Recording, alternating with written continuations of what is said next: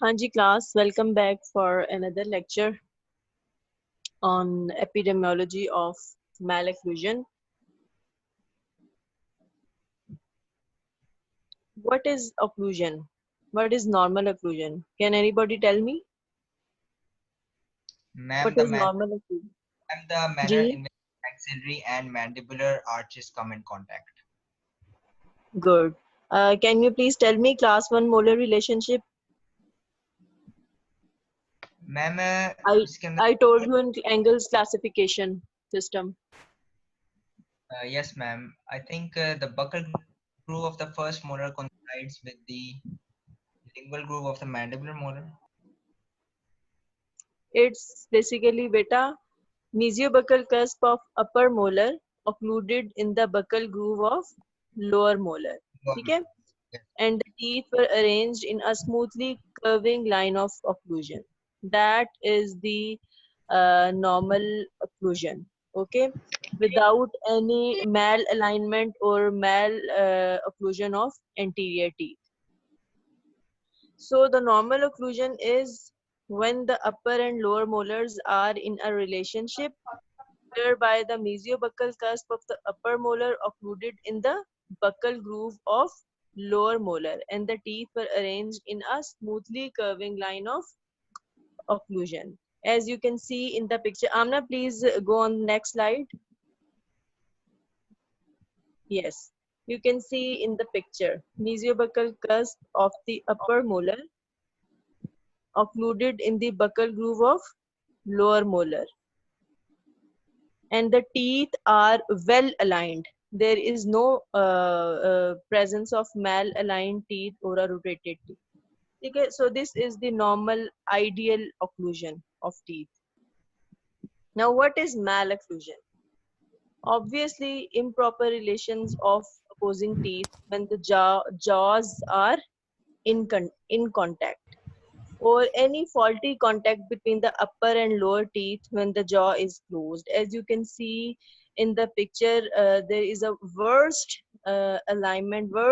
malalignment of teeth you can see in the picture, and you can see the posterior open bite on both sides of the arch you can see, and the anteriors are edge to edge contact between the anterior teeth. That is absolutely abnormal occlusion. So this is the one form of malocclusion. I have told you in our previous lectures Engel's classification of malocclusion. There are different types of malocclusions: class 1, class 2, class 3. There are also the subdivisions of these malocclusion: class 2 ki div 1, div 2. Okay? So there are so many malocclusions. So malocclusion is basically any faulty contact or improper relationship of upper and lower teeth.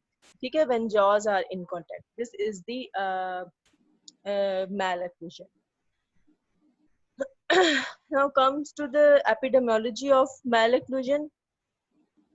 Prevalence of malocclusion is estimated to be higher in developed countries as compared to the developing and underdeveloped countries. It's basically inversely to other diseases.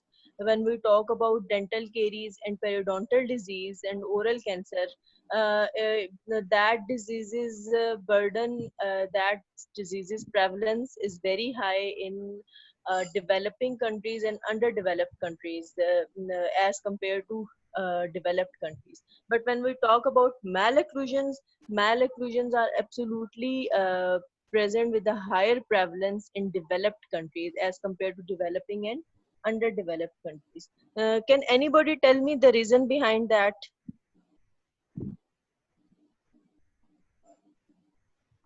Ma'am diet हो सकती है एक reason.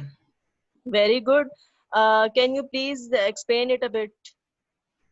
Ma'am मतलब for example जो developed countries हैं already उनके जो Hmm. Diet है वो प्रोसेस्ड होती है, फैक्ट्री मेड होती है, Yes, उनका very good. प्रॉपर्ली किया होता है. They are having a lot of junk foods. Okay, they are having fizzy drinks.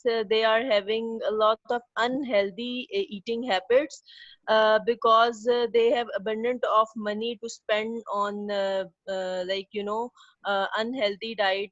They can have burgers, they can have fizzy drinks, they can have all type of junk food, sticky food. Okay, so that's why, because of that reason, that unhealthy diet, obviously because of that unhealthy diet, these diets will promote the oral diseases like dental caries, and because of dental caries, initiation of the dental caries, the premature loss of your teeth will occur. So space will not keep maintained, and that's why teeth that will grow, that they will become malaligned. Okay. So that's the mainly reason. Very good answer.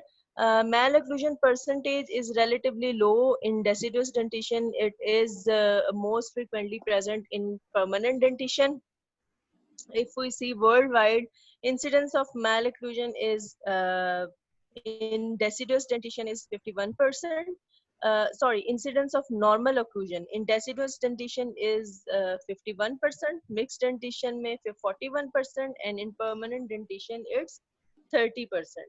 It's basically the incidence of normal occlusion, not malocclusion.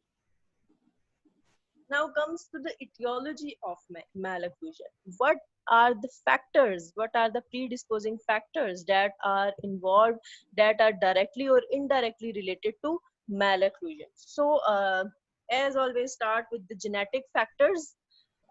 Genetic factors include hereditary and congenital.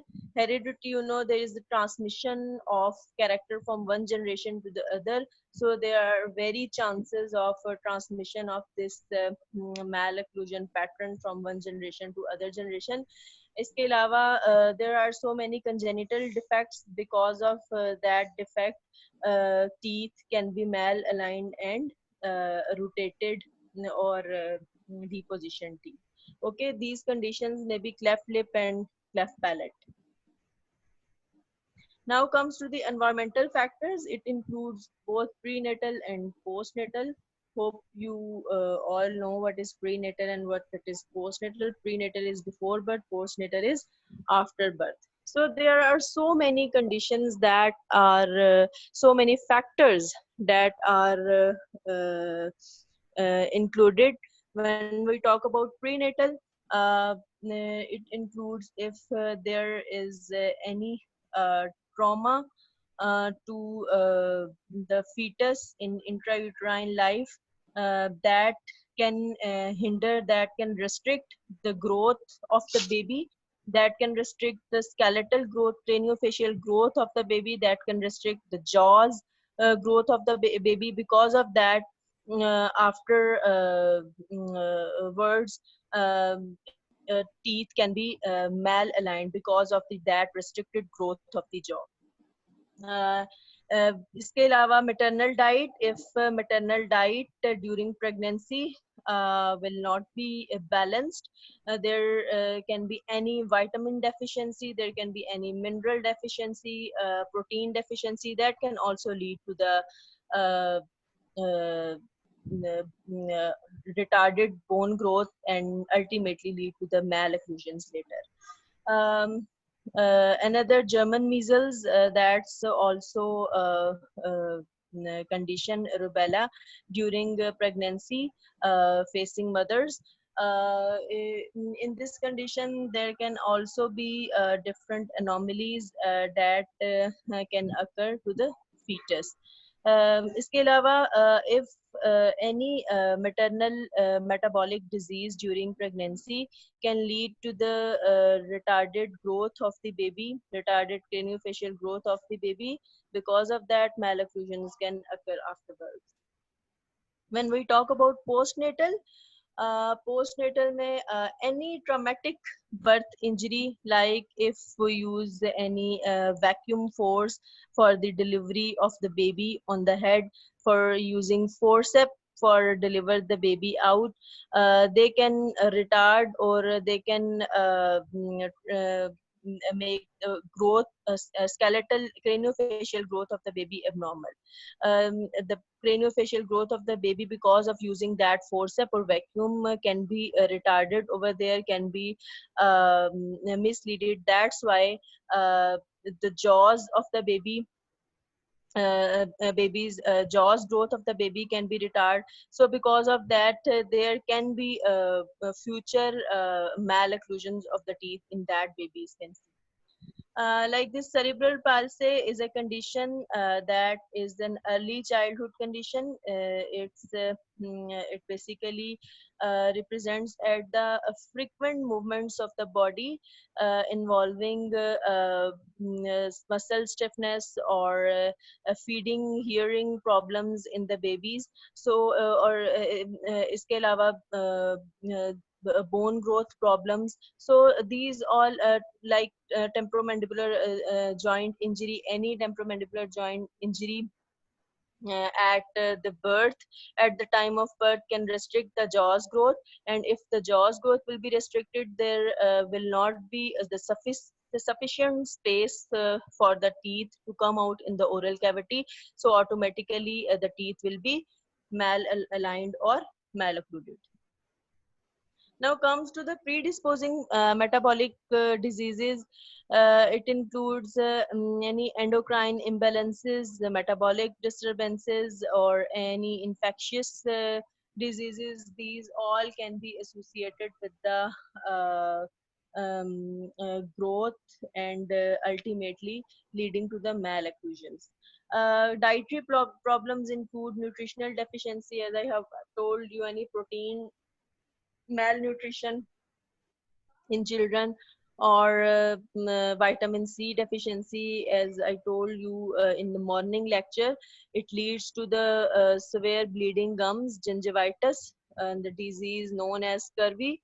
Um, any other vitamin deficiency or mineral can lead to the gum diseases or periodontal diseases that ultimately lead to the early tooth loss.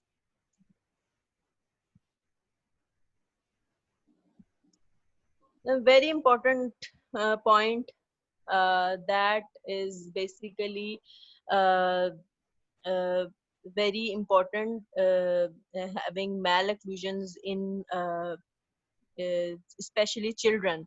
That is the abnormal pressure habits, like abnormal sucking, thumb and finger sucking, tongue thirst and tongue sucking, lip and nail biting, abnormal swallowing habits, speech defects due to cleft lip and cleft palate, respiratory abnormalities, babies who are mouth breathers, they breathe from the mouth, so their mouth remain open. Because of that, malocclusion chances are more. इसके अलावा the children who have tonsils or adenoids problem or psychogenetic, and bruxism is a night grinding habit. So these all are the abnormal pressure habits. Because of these there are increased chances of malocclusion in children.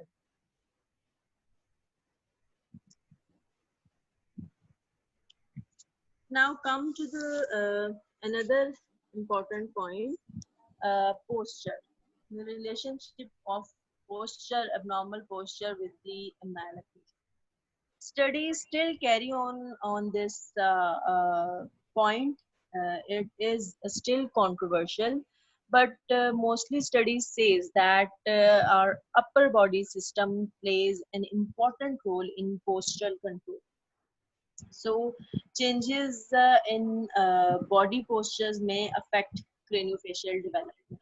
And when the craniofacial development will be disturbed, then the growth of the all cranial bones and the jaw bones will be retarded. And if the jaw bone will be restricted, then there will be more chances of malocclusion. Then comes to the local factors. We were discussing general factors. Now, local factors include anomalies of number. I think you all heard that in some abnormal conditions, there can be extra number of teeth in the oral cavity, as you can see in the picture. There is presence of extra number of premolars, or there can be a presence of extra number of laterals. There can be presence of extra these extra number of teeth basically called supernumerary teeth. ठीक है? Or any of the missing teeth can be. So these are the basically anomalies of the number of the teeth in the form of supernumerary teeth, missing teeth. So these can lead to the malocclusion. Next, anomalies of the tooth size. Anomalies of tooth size like in microdontia, macrodontia. Microdontia is tooth size will become smaller than the normal, as you can see in the picture. With the central incisor side pe peg shaped lateral pada hai, that is the smaller number of the tooth. In macrodontia will be the bigger size tooth than the normal. Then anomalies of the tooth shape.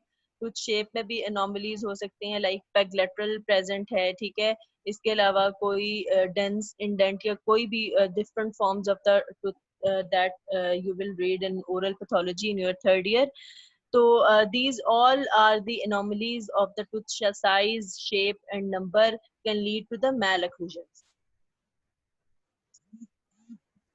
इसके अलावा abnormal labial frenum attachment can lead to the malocclusion, premature loss of deciduous dentition. If deciduous dentition will shed off prematurely, then the space for the permanent teeth cannot be retained due to the early loss of deciduous dentition. So there will be chances of malocclusion. That's why if the premature loss of deciduous dentition can be with of any reason, that can be with because of the dental caries. To prevent this condition, to prevent if a child lost his or her deciduous teeth earlier due to some dental caries, we can put space maintainer at that area, so that space can be maintained for the permanent teeth.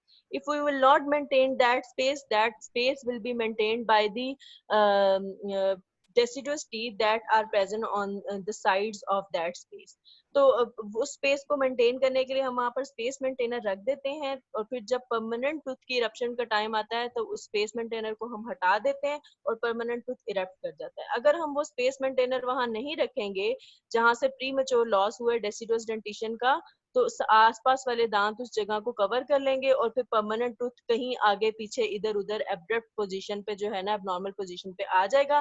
That will be cause of malocclusion. So ये बच्चों में बड़ा एक common है, premature loss of deciduous dentition due to any injury और due to dental caries. Prolonged retention of deciduous teeth, it's also a reason कि आजकल के जो बच्चे हैं वो सॉफ्ट डाइट ज़्यादा पसंद करते हैं, और जिसकी वजह से प्रोलॉन्ग रिटेंशन हो जाती है डेसिडुअस टीथ की. तो that's also a problem. Deciduous teeth जब अपने वक्त पर नहीं जो है वो बाहर आएगा, तो परमानेंट ने तो अपने टाइम पे ही आना है, तो परमानेंट जो है उसके आगे पीछे कहीं भी जो है ना निकल आएगा नॉर्मल जगह पे, तो that will be the reason of malocclusion. इसके अलावा delayed eruption of permanent teeth, same like that. abnormal eruptive path अगर ओरल कैविटी में चल रहा हो, एनकाइलोज्ड टीथ हैं, एनकाइलोज्ड हैं, नेक्रोटिक हैं, ठीक है. और इसके अलावा डेंटल केरीज की वजह से अर्ली प्रीमेच्योर लॉस हो गया डेसिडुअस टीथ का, तो there will be chances of malocclusion in permanent teeth, या फिर कोई इम्प्रॉपर डेंटल रेस्टोरेशन है उसकी वजह से. इसके अलावा there are so many risk factors involved for dental injuries, clinical as well as social and environmental factors. Clinical factors basically include incisal protrusion. If our incisal will be protruded outward, then there will be more chances of injuries or trauma to the teeth, because incisors will not be present in their normal position, they will be protruded. So there are more chances of getting injured that incisors. इसके अलावा increased overjet. If overjet will be increased, I told you what is overjet. Overjet is basically the horizontal distance between upper and lower teeth. If overjet will be increased, overjet increased condition will be same as incisal protrusion. Incisal protrusion में भी overjet जो होगा वो आपका increased होगा. So these are the basically conditions जहाँ पर because naturally तो एक नेचुरल डिफेंसिव मैकेनिज्म अल्लाह ताला ने बनाया ना हमारी ओरल कैविटी का, कि हमारे टीथ जो normal occlusion is a blessing from Allah. ठीक है, नॉर्मल अक्लूजन में हमारे टीथ इस तरह से इन कांटेक्ट करते हैं आपस में कि एक आपकी smooth curvature of the line जो है वो अक्लूजन की बनती है। बट अगर वो नॉर्मल अक्लूजन जो है वो ना डेवलप हो और आपके टीथ इंसाइजर जो हैं आगे बाहर को निकले हों, आपका ओवरजेट ज्यादा हो, तो obviously in case of trauma, in case of any accident, आपके वो इंसाइजर जो है वो पहले जाके जो है वो लगेंगे और उसकी वजह से ट्रॉमा होने का ज्यादा चांस होगा। इसी तरह से if you have incompetent lips due to the presence of the protruded incisors या फिर increased over jet, there will be chances of more injuries, and because of that injuries there will be malocclusions. Now comes to the social and environmental factor, any violence, कोई भी लड़ाई झगड़ा हो, ठीक है, उसमें risk factors, that is a main risk factor for dental injuries. इसके अलावा डिप्राइव्ड जो एरियाज हैं, ठीक है, डिप्राइव्ड जो हमारे कंट्रीज हैं वहाँ पर ओवर क्राउडिंग देखी गई है because of the nutritional deficiency, because they have not sufficient vitamins, minerals and proteins in their diet. Because of that, their craniofacial development is retarded or restricted. So that's why there will be more chances of overcrowding and malocclusions in that areas. Due to the falls, any traffic and bicycle accidents, there can be this can be a risk factor for malocclusion or injuries. So this is all about the epidemiology of malocclusion or injuries. We have already gone through the prevention of malocclusions or injuries. इसके अलावा we have gone through the prevention of periodontal diseases. We already read the whole chapter of prevention of oral diseases, so I will not go through the prevention segment. So that's all about the today's lecture. Next time inshallah we have ended with this chapter, alhamdulillah. Next time inshallah we will start with the epidemiological methods. That is a very interesting chapter that includes the epidemiological studies, a lot of studies. Any question?